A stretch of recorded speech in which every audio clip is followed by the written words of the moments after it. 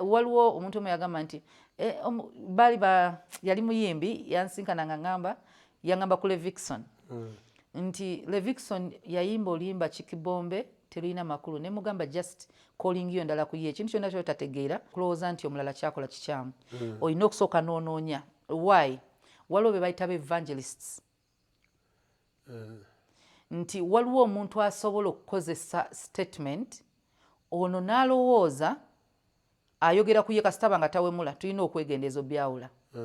ekigambo ne beat nesika sigambye okyuse eyasakira nesika omuntu ng'ekigambo kyazze n'amala n'awulira Yesu mu kyo so usually Bible teachers criticize evangelists ng'agamba oyo njiri kijabuulira anti Bible teacher bajana rhetoric ate evangelist talina formula so namugamba you just need to understand that is evangelism musically it's musical evangelism olina ogitegeera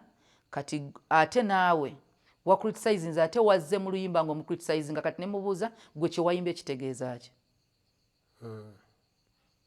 nange nkyalinze wakayima mbuulire oba gospel song